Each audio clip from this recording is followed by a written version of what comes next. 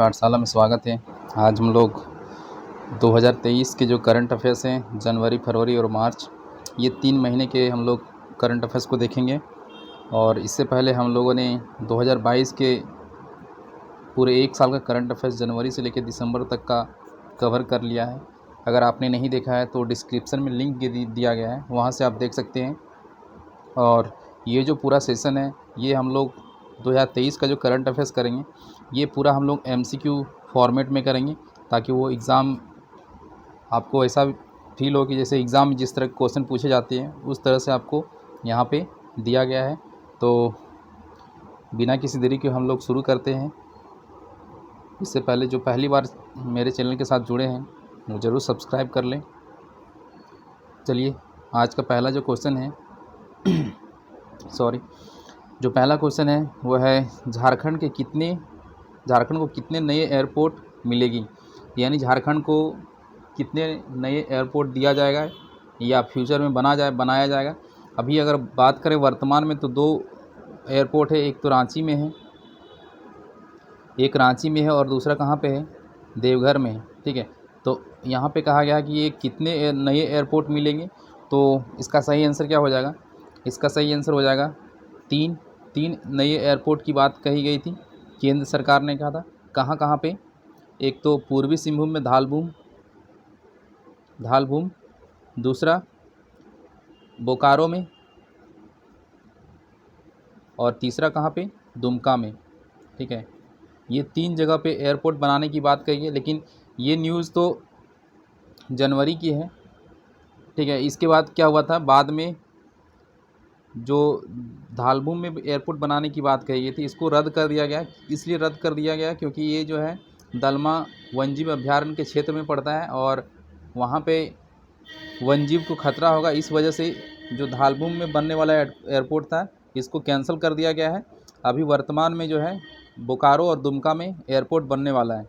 तो कुल मिला के कितना एयरपोर्ट हो जाएगा?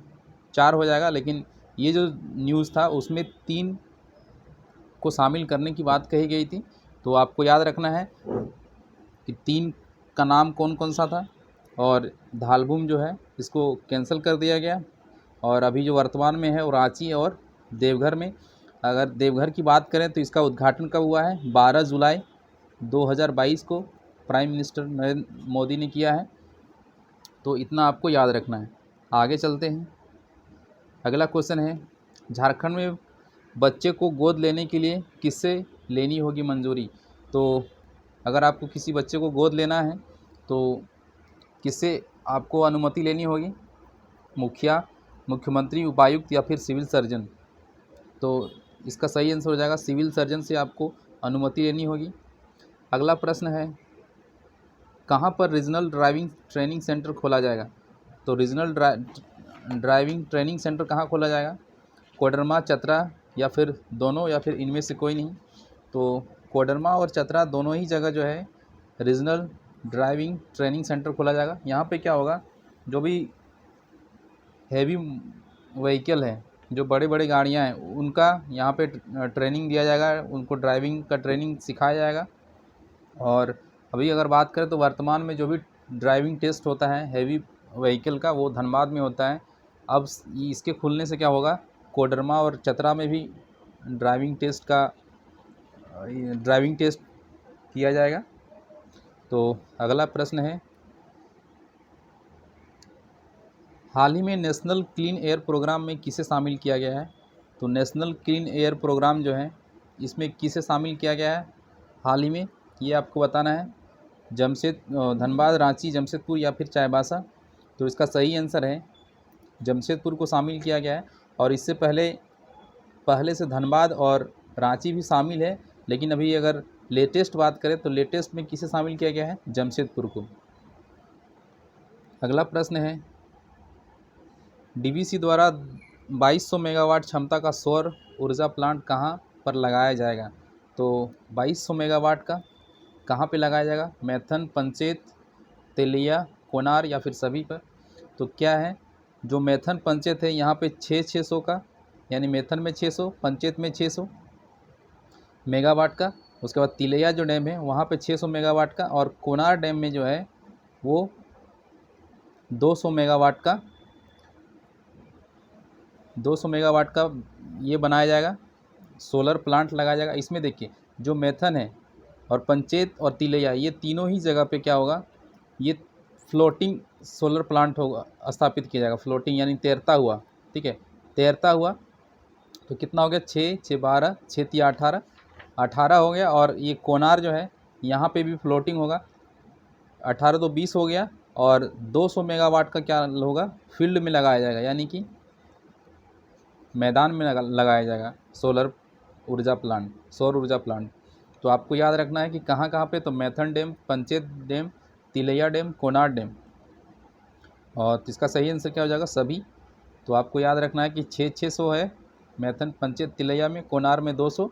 और ये सभी क्या होगा, फ्लोटिंग यानी कि जो तैरता हुआ सौर ऊर्जा प्लांट है। तो तैरता हुआ सौर ऊर्जा प्लांट कहाँ लगाया जाएगा, मैथन, पंचेत, तिलैया, कोनार। और 200 का है जो 200 मेगावाट का फील्ड में लगाया जाएगा। तो ये आपको याद रखना है। अगला प्रश्न है, श्री सम्मेद शिखर जी को इको टूरिज्म जोन एवं पर्यटन से कब हटाया गया है। तो जो सम्मेद शिखर है, आपने सुना होगा, काफ़ी हंगामा हुआ था, काफ़ी विरोध हुआ था कि जो सम्मेद शिखर है जैन धर्म का पवित्र स्थल है, उसको क्या किया गया था, इको टूरिज्म जोन और पर्यटन में शामिल कर दिया गया था। जिससे क्या होता है कि वहाँ का विकास और लोगों को आना जाना बढ़ जाता। और इस वजह से जो जैन संप्रदाय के लोग हैं उन्होंने विरोध किया। तो फिर केंद्र ने इसे फिर पर्यटन जोन से हटा दिया, इसको टूरिज्म जोन से हटा दिया। तो कितने तारीख को हटाया, ये हटाया 5 जनवरी 2023 को। यहाँ पे देखिए 24 मई 2023 है। इसमें क्या हुआ, झारखंड का जो हाई कोर्ट है, झारखंड हाई कोर्ट, उसकी एक नई बिल्डिंग बनी है धुरवा में। उसका उद्घाटन श्रीमती द्रौपदी मुर्मू, जो कि वर्तमान में राष्ट्रपति है, उनके द्वारा किया गया। 12 जुलाई को क्या हुआ, जो देवघर में एयरपोर्ट बन के तैयार हुआ है, उसका उद्घाटन मोदी जी ने किया था। और 8 नवंबर 2022 ये डेट जो है, ये भी डेट काफ़ी महत्वपूर्ण है।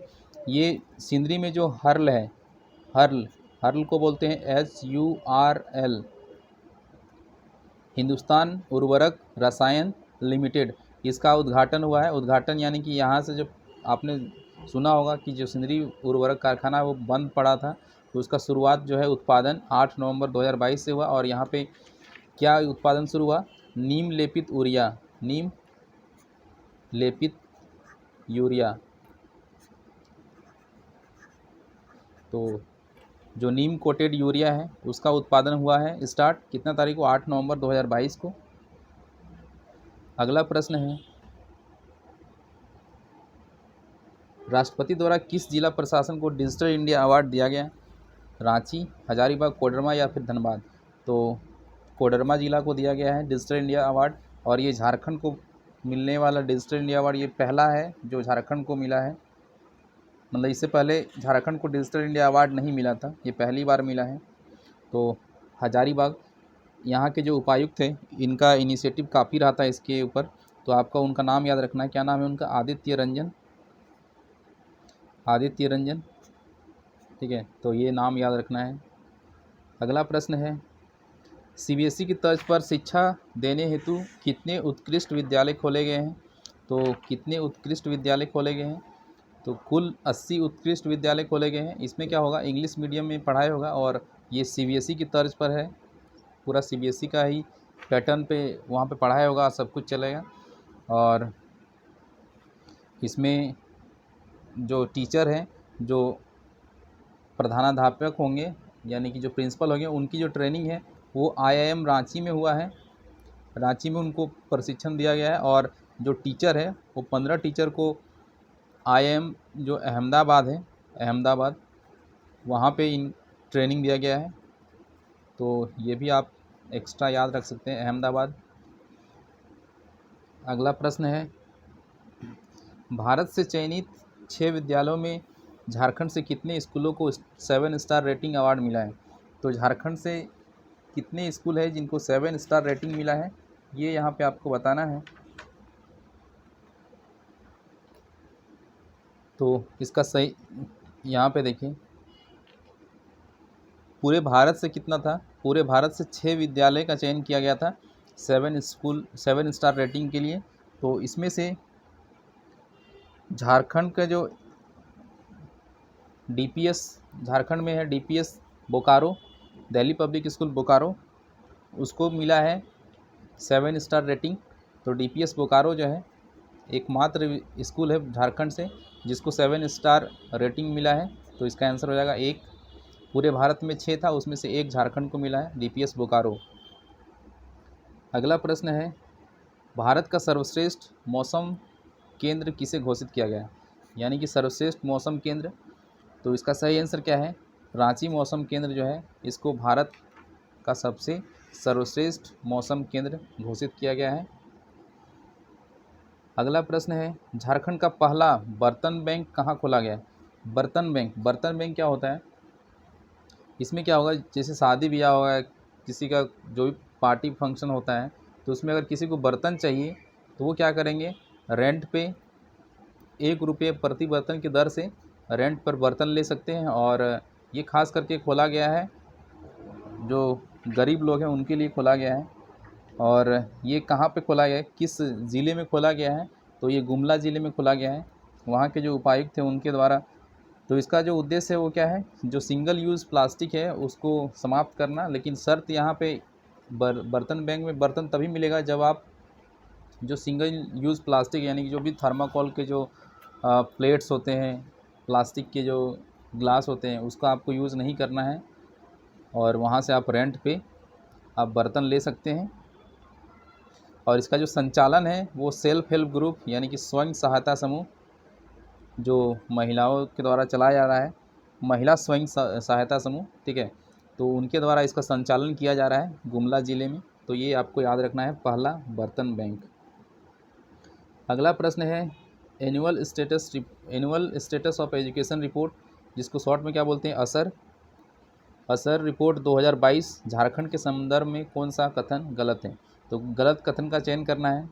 क्या क्या रिपोर्ट में बताया गया है? झारखंड ग्रामीण क्षेत्रों में सरकारी स्कूलों में नामांकन घट रहा है।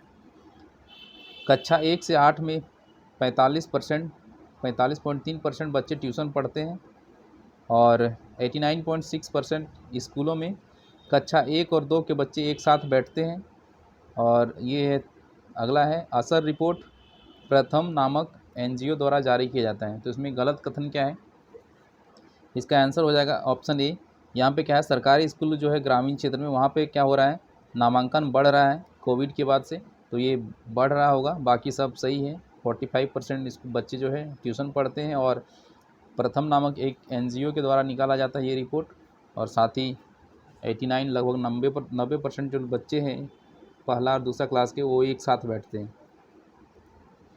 अगला प्रश्न है, अरविंद वर्णवाल ने केदार कांठा पर्वत की 12,050 फीट ऊंची चोटी पर तिरंगा फहराया, इनका संबंध किस जिले से?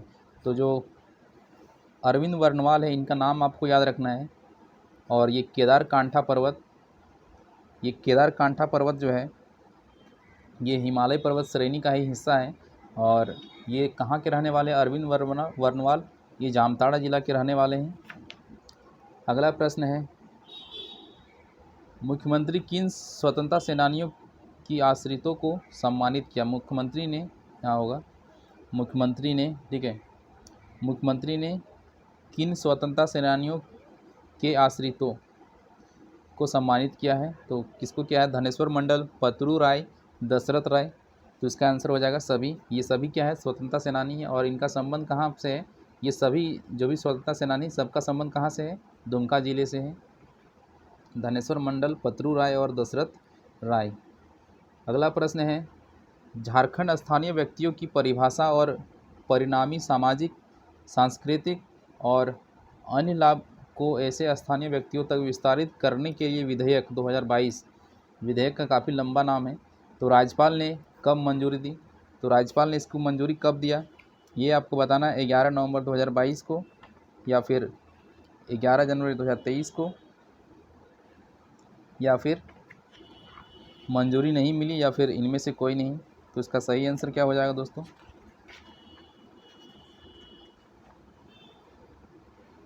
इसका सही आंसर क्या है?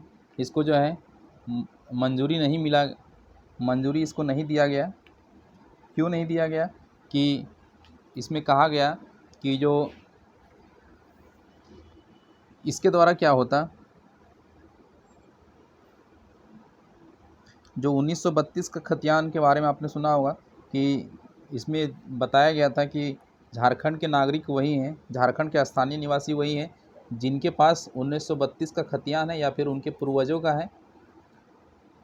वही क्या करेंगे, जो झारखंड में 3rd और 4th ग्रेड के जो भी नौकरी है, यानी चतुर्थ और तृतीय श्रेणी की जो भी जॉब है, वो किसके लिए आरक्षित किया गया था इसमें, जो स्थानीय निवासी है। स्थानीय निवासी किस आधार पर, 1932 के खतियान के आधार पर।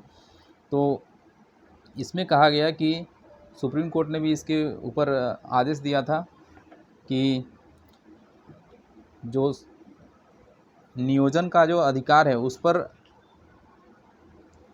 उसके लिए जो नियोजन में अगर किसी प्रकार का अगर हम शर्त लगा रहे हैं तो वो शर्त लगाने का अधिकार मात्र केंद्र को हो, यानी संसद को है, केंद्र को है, भारतीय संसद को है। राज्य सरकार को किसी प्रकार का ये अधिकार नहीं दिया गया है कि वो नियोजन का जो अधिकार है उस पर शर्त लगाए। ठीक है, तो इस तरह से इसको मंजूरी नहीं मिला इसी वजह से, तो ये आपको याद रखना है। और ये पारित कब हुआ था विधानसभा में, तो 11 नवंबर को पारित हुआ था और 11 जनवरी को राज्यपाल के पास भेजा गया था। तो राज्यपाल ने क्या किया था, इसको नामंजूर कर दिया। तो ये आपको याद रखना है। अगला प्रश्न है, झारखंड के बेतला नेशनल पार्क से लुप्त हो गए। तो बेतला नेशनल पार्क सबसे पहले आपको ये बताना है कि कहाँ पे है। अगला प्रश्न इसमें क्या है कि लुप्त हो गए, तो कौन सा जानवर लुप्त हो गया, तो सही आंसर होगा वाइल्ड डॉग, जिसको स्थानीय भाषा में कोया भी कहते हैं। तो ये बेतला नेशनल पार्क कहाँ पे है, लातेहार में है, लातेहार में है, एकमात्र नेशनल पार्क है झारखंड का। अगला प्रश्न है, झारखंड आकस्मिकता निधि संशोधन विधेयक 2022 के तहत अब राज्य आकस्मिक निधि से कितनी राशि की निकासी कर सकती है। तो ये विधेयक जो है ये पास हुआ 2023 में, 2023 में पास हुआ। तो फिर आपको बताना है कि इसमें कितने करोड़ जो है राशि अब राज्य सरकार निकाल सकती है। तो इसका सही आंसर हो जाएगा 1200 करोड़। पहले क्या था, पहले 500 करोड़ सिर्फ निकाल सकती थी राज्य सरकार, लेकिन अब इसके द्वारा जो है कुल 1200 करोड़ की निकासी कर सकती है। अगला प्रश्न है, केंद्रीय गृह एवं सहकारिता मंत्री अमित शाह ने झारखंड में कहां पर इफ़को नैनो यूरिया प्लांट के 5वें संयंत्र का भूमि पूजन एवं शिलान्यास किया। तो कहाँ किया, देवघर, रांची, पलामू या फिर दुमका। तो इसका सही आंसर क्या हो जाएगा दोस्तों, देवघर में शिलान्यास किया गया। अगला प्रश्न है, लोहरदगा में दिखे 2 दुर्लभ प्रवासी पक्षी गरुड़ पिछली बार कब देखा गया था। तो जो गरुड़ है ये लगभग 149 वर्ष के बाद देखा गया लोहरदगा में। तो इसका सही आंसर क्या हो जाएगा, 149 वर्ष मतलब 1874 में आखिरी बार देखा गया था। और इसका जो वैज्ञानिक नाम है वो क्या बोलते हैं इसको, इसका जो नाम है गरुड़ का वो बोलते हैं lesser adjutant stork, lesser adjutant stork. ये नाम आपको याद रखना है, गरुड़ का नाम है। और इसको देखिए, हाँ इसका स्थानीय नाम भी यहाँ पे है। स्थानीय नाम जो है क्या बोलते हैं, स्थानीय नाम इसका ये भी आपको याद रखना है। किस पक्षी का स्थानीय नाम गांडा गंडूर है। तो गांडा गंडूर जो है वो गरुड़ का स्थानीय नाम है। अगला प्रश्न है, हाल ही में झारखंड में कहाँ आदि मानव के साक्ष्य पाए गए हैं। तो आदि मानव के साक्ष्य कहाँ पे पाया गया है, गुमला, लातेहार, लोहरदगा या फिर हजारीबाग। तो इसका सही आंसर क्या हो जाएगा, इसमें दोस्तों इसका आंसर गलत है यहाँ पे, सिमडेगा, एक ऑप्शन कर लीजिए सिमडेगा। तो इसका जो आदि मानव का साक्ष्य मिला है वो सिमडेगा से प्राप्त हुआ है। ठीक है, सिमडेगा से प्राप्त हुआ है। और यहाँ से जो प्राप्त हुआ है वो, अच्छा चलिए आगे उसमें मैंने क्वेश्चन में दे दिया, आगे ही बताता हूँ। अगला प्रश्न है, यहाँ पे देखिए जो यहाँ जो मिला है वो शैल चित्र मिला है। ठीक है, और ये कब का है, मध्य पाषाण से लेकर नव पाषाण काल के समय का है। अब यहाँ पे अगला प्रश्न है, इसी से रिलेटेड है। हाल ही में यहाँ पे, एक मिनट दोस्तों, यहाँ पे लोहरदगा नहीं होगा, यहाँ पे होगा सिमडेगा। ठीक है, यहाँ पे होगा सिमडेगा, इसको आप सुधार लेंगे। हालांकि आपको जो पीडीएफ मिलेगा उसमें यहाँ पे चेंज कर दूंगा मैं। तो सिमडेगा से मिले पाषाणकालीन शैल चित्र कौन से रंगों से बनाए गए? यानी कि जो आदि मानव के साक्ष्य मिले उसमें क्या मिला है? शैल चित्र। शैल चित्र मतलब क्या होता है? पत्थर में चित्र बनाया हुआ है। तो उसमें कौन सा रंग का इस्तेमाल किया गया है ये आपको बताना है। तो इसका सही आंसर क्या हो जाएगा? लाल व सफ़ेद रंग का चित्र बनाया गया है। अगला प्रश्न है, influencer book of world record और राष्ट्रीय प्रतिष्ठा अवार्ड से कहाँ के युवाओं को सम्मानित किया गया है? तो influencer book of world record और राष्ट्रीय प्रतिष्ठा अवार्ड, 2 अवार्ड मिला है। कहाँ के युवाओं को मिला है? तो ये मिला है गुमला के युवाओं को। इन्होंने क्या किया है, जो भी गुमला ज़िला में जो टूरिस्ट स्पॉट है उसके बारे में इन्होंने डॉक्यूमेंट्री बनाया और इसको सोशल मीडिया के द्वारा लोगों को पहुंचाया, लोगों के पास पहुंचाया और उसको प्रचार प्रसार किया। इस वजह से इनको ये अवार्ड मिला है, influencer book of world record और राष्ट्रीय प्रतिष्ठा अवार्ड। तो आपको ये याद रखना है। अगला प्रश्न है, झारखंड में किस ज़िले में सॉफ्टवेयर टेक्नोलॉजी पार्क नहीं बनाया जाएगा? क्या है? नहीं बनाया जाएगा। तो कहाँ नहीं बनाया जाएगा? धनबाद, जमशेदपुर, बोकारो या फिर दुमका? तो ये कहाँ नहीं बनाया जाएगा? दुमका में नहीं बनाया जाएगा। कहाँ कहाँ बनाया जाएगा? धनबाद में बनाया जाएगा, जमशेदपुर में और बोकारो में। और एक चीज़ आपको याद रखना है कि पहले से जो सॉफ्टवेयर टेक्नोलॉजी पार्क है वो कहाँ कहाँ पे है? रांची में और देवघर में पहले से है। रांची और देवघर में सॉफ्टवेयर टेक्नोलॉजी पार्क जो है वो पहले से है। अगला प्रश्न है, किस जिले के पुलिस द्वारा बीट पुलिसिंग के तहत रक्षक ऐप लॉन्च किया गया? तो रक्षक ऐप जो है वो किसके द्वारा शुरू किया गया? तो इसका सही आंसर क्या हो जाएगा दोस्तों? सिमडेगा पुलिस के द्वारा जो है ये रक्षक ऐप शुरू किया गया, लॉन्च किया गया। अगला प्रश्न है, झारखंड के नए राज्यपाल बने। तो झारखंड के नए राज्यपाल कौन है? सीपी राधाकृष्णन है। कितने नंबर के हैं? 11वें नंबर के हैं। उसके बाद यहाँ पे देखिए 1-2 नाम और है, जैसे ये राजेंद्र विश्वनाथ आर्लेकर है, ये कहाँ के राज्यपाल हैं? ये बिहार के राज्यपाल हैं। आनंदीबेन पटेल जो है ये यूपी की राज्यपाल है और गणेशी लाल जो है ये है उड़ीसा की। ठीक है, ये कहाँ के हैं? उड़ीसा के। ये उड़ीसा के ये राज्यपाल हैं, तो ये आप याद रख सकते हैं। अगला प्रश्न है, झारखंड नगर पालिका, सॉरी ये इसमें ऑप्शन नहीं दिया गया। झारखंड के नए डीजीपी बने। तो झारखंड के नए डीजीपी किसे बनाया गया है? अजय कुमार सिंह को बनाया गया है और संजय कुमार मिश्रा जो है वो क्या बने हैं? Chief justice. ठीक है, chief justice of Jharkhand high court. ठीक है, झारखंड हाई कोर्ट के क्या बने हैं? चीफ जस्टिस बने हैं। सुखदेव सिंह कौन है? ये मुख्य सचिव है। झारखंड के मुख्य सचिव सुखदेव सिंह। और नीलिमा किरकेट्टा की बात करें तो झारखंड की पहली महिला क्या है? पहली महिला अध्यक्ष है किसकी? जेपीएससी की। पहली महिला अध्यक्ष जेपीएससी के, यानी जेपीएससी के चेयरमैन है ये, चेयरपर्सन बोल सकते हैं, चेयरमैन। तो कौन है? नीलिमा किरकेट्टा। और सुखदेव सिंह का आपको नाम याद रखना है, मुख्य सचिव हैं। संजय कुमार मिश्रा चीफ जस्टिस हैं और अजय कुमार सिंह कौन है? डीजीपी हैं। अगला प्रश्न है, 10वीं राष्ट्रीय रेस वॉक चैम्पियनशिप का आयोजन कहाँ किया गया? तो जो 10वीं रेस वॉक चैम्पियनशिप है ये कहाँ आयोजन किया गया था? रांची में किया गया था। अगला प्रश्न है, साउथ एशियन एथलेटिक्स चैम्पियन का आयोजन कहाँ किया जाएगा? ये अभी आयोजन किया जाने वाला है, तो इसका आयोजन कहाँ पे किया जाएगा? तो इसका सही आंसर क्या हो जाएगा दोस्तों?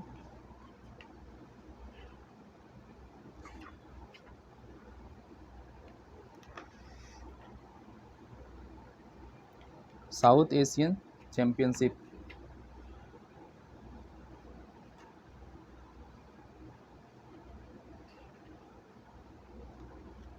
इसका आंसर होगा रांची। इसका भी आंसर क्या हो जाएगा? रांची।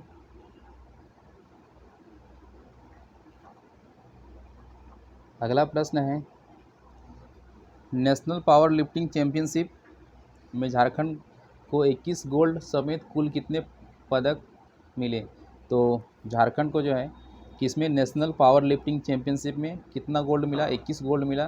तो आपको बताना कि बाकी और जो पदक मिले वो टोटल पदक कितने मिले। तो इसमें 21 तो गोल्ड मिले, 7 सिल्वर मिले और 4 जो है ये क्या मिले? कांस्य पदक, यानी ब्रॉन्ज जिसको बोलते हैं, ब्रॉन्ज। तो ये टोटल कितना हो गया? 32। तो टोटल 32 पदक मिले हैं। अगला प्रश्न है, संगीत नाट्य अकादमी अवार्ड 2019 से सम्मानित, संगीत नाट्य अकादमी 2019 से सम्मानित पंडित चेतन जोशी, जिनका कहाँ पे घर है? बोकारो। चेतन जोशी का संबंध है तो किससे है ये संबंधित? बांसुरी वादक हैं ये, और ये बोकारो से हैं, और इनको क्या मिला है? संगीत नाट्य अकादमी अवार्ड मिला है 2019 का। देखिए यहाँ पे ये अवार्ड है 19 का, लेकिन मिला है इनको 2023 में, तो ये चीज़ आपको याद रखना है। राष्ट्रपति पुरस्कार के लिए कोडरमा के अरकोसा और कंझाटाड़ गाँवों का चयन किया गया है, इसके संबंध में कौन सा कथन सही है? तो जो कोडरमा और अरकोसा है इनको क्या मिला है? राष्ट्रपति पुरस्कार मिला है। किस लिए मिला है? एक तो सिंगल यूज़ प्लास्टिक के लिए मिला है और दूसरा कैच द रेन। तो यहाँ पे ये बताया गया है कि कंझाटाड़ को क्या मिला है, किसके लिए मिला है, और अरकोसा को किसके लिए मिला है। तो ये क्या सही है जोड़ा, ये आपको बताना है यहाँ पे। तो दोनों ही सही है या फिर कोई नहीं सही है? तो इसका सही आंसर क्या हो जाएगा? दोनों ही जो है सही नहीं है। ये कंझाटाड़ को मिला है कैच द रेन के लिए मिला है, और अरकोसा को मिला है सिंगल यूज़ प्लास्टिक के लिए। तो ये आपको अवार्ड याद रखना है, और ये कहाँ का है? कोडरमा का है। अगला प्रश्न है, विकसित वाड़ा और सेलिना डांग का चयन भारतीय महिला टीम के राष्ट्रीय कैंप के लिए किया गया है, इनका संबंध किस खेल से है? तो भारतीय महिला टीम में किया गया है चयन सेलिना डांग और विकसित वाड़ा का। तो इसका संबंध किससे है? तो इनका संबंध फुटबॉल से है। अगला प्रश्न है, किसने झारखंड के उत्तरी Karanpura super critical plant Garhwa में देश का पहला वातानुकूलित कंडेंसर चालू किया है? तो जो पहला वातानुकूलित कंडेंसर चालू किया गया है कहाँ पे? उत्तरी कर्णपुरा सुपर क्रिटिकल प्लांट में, जो कि कहाँ है? गढ़वा में। और ये देश का पहला वातानुकूलित कंडेंसर है। तो ये किसके द्वारा शुरू किया गया है? ये एनटीपीसी के द्वारा शुरू किया गया है। अगला प्रश्न है, मुख्यमंत्री स्पेशल स्कॉलरशिप योजना के संदर्भ में कौन सा कथन सही है? तो मुख्यमंत्री स्पेशल स्कॉलरशिप क्या है ये योजना? तो इसके द्वारा पहली से 12वीं तक के छात्रों को छात्रवृत्ति उपलब्ध कराना, यहाँ पूछा गया कौन सा कथन सही है। उसके बाद 1 से 4 तक को कितना देना है? 500 रुपये, और 5 से 6 वर्ग को देना है क्या? 1000 रुपये, और 7 से 10 को 1500 रुपये, और इंटरमीडिएट के जो छात्र हैं उनको देना है कितना? 2300 रुपये। तो इसका सही आंसर क्या है दोस्तों? इसका आंसर जो है सभी आंसर सही है। सभी ये क्या है? सभी कथन सही है। इसमें एक ऑप्शन होना चाहिए था सभी, ठीक है। तो इसमें क्या हो जाएगा? सभी जो है ये सही है, ठीक है। सारा जो है कथन सही है इसका।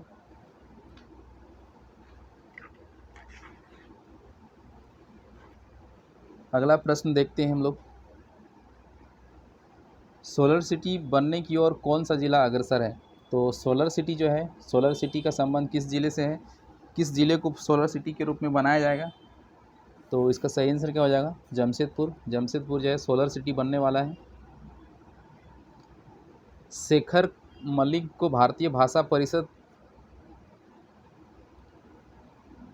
यहाँ के द्वारा होगा, ठीक है।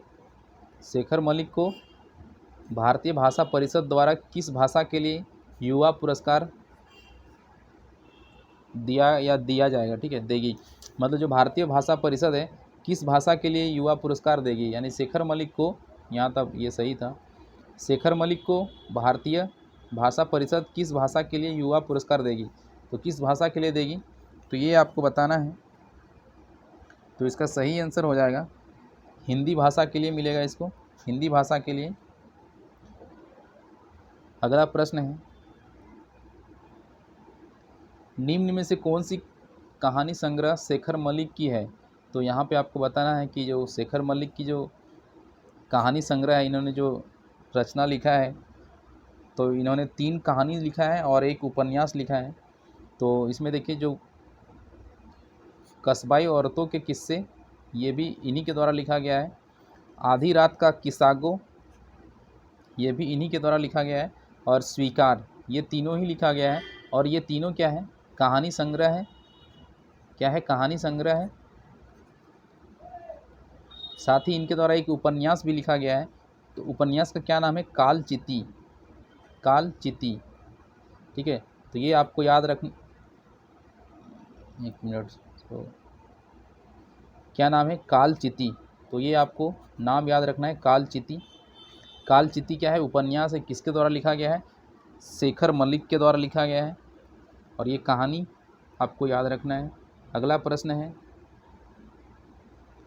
सैफ अंडर 17 महिला फुटबॉल चैंपियनशिप के लिए भारतीय टीम में झारखंड की कितनी महिला फुटबॉलर शामिल थी? तो जो सैफ अंडर 17 महिला फुटबॉल चैंपियनशिप हुआ था, उसमें झारखंड से कितनी महिलाएं फुटबॉलर शामिल थीं, ये आपको बताना है। तो इसका सही आंसर क्या हो जाएगा? 7 महिला फुटबॉल खिलाड़ी जो शामिल थी इसमें। और इसमें आपने देखा जो विकसित बाड़ा और सेलिना डांग थे, दोनों ही इसमें शामिल थी। अगला प्रश्न है, मुख्यमंत्री ने झार नियोजन, नहीं यहीं पे दोस्तों, यहाँ पे ये आखिरी प्रश्न है। आगे जो प्रश्न है इसको वो थोड़ा सा उसमें मिस्टेक है कुछ, और वो अप्रैल महीना का है। तो यहाँ पे कुल 40 प्रश्न है।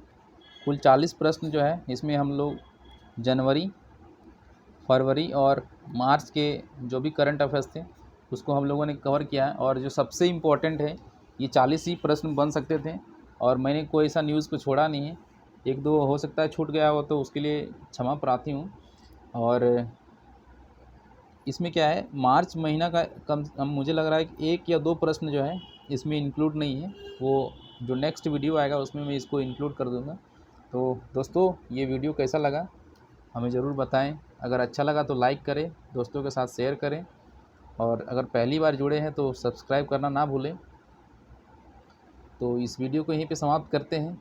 मिलते हैं एक नई वीडियो के साथ, तब तक के लिए धन्यवाद। Take care.